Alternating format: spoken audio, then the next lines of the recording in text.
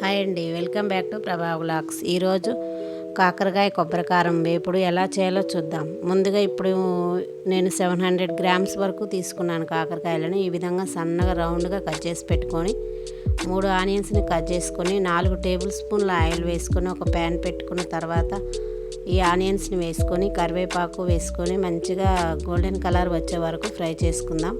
ఇప్పుడు ఇందులో మనం కట్ చేసి పెట్టుకున్నటువంటి కాకరకాయ ముక్కలను కూడా వేసుకొని కలుపుకుందాం.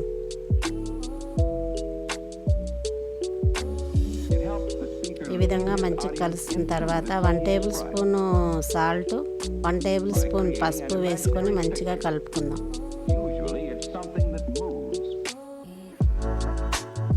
గ్యాస్ని మీడియం ఫ్లేమ్లో పెట్టుకొని మంచిగా ఈ ముక్కలన్నీ గోల్డెన్ కలర్లో ఫ్రై అయ్యే వరకు ఫ్రై చేసుకోవాలి కాకరకాయ ముక్కలని.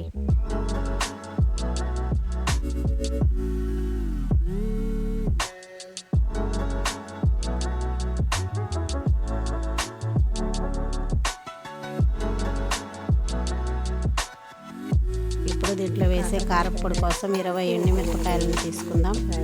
అదేవిధంగా ఒక గిన్నె ఎండు కొబ్బరి, ఒక 7-8 వెల్లుల్లి రెబ్బలు, వీటి మొత్తాన్ని మిక్సీకి వేసుకొని పౌడర్లా చేసి పక్కకు పెట్టుకోవాలి. ఈ విధంగా మంచిగా గోల్డెన్ కలర్లో ఫ్రై అయినటువంటి కాకరకాయ ముక్కలలో మనం మిక్సీ వేసి పెట్టుకున్నాం కదా, ఈ కొబ్బరి కారాన్ని వేసుకుందాం.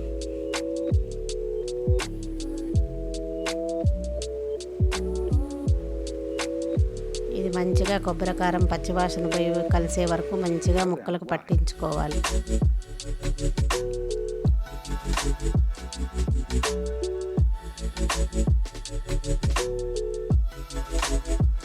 ఈ విధంగా ఒకసారి ట్రై చేసి చూడండి, చాలా బాగుంటుంది.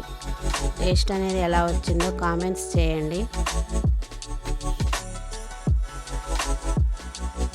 అంతే, కాకరకాయ ఫ్రై అనేది మంచిగా రెడీ అయిపోయింది.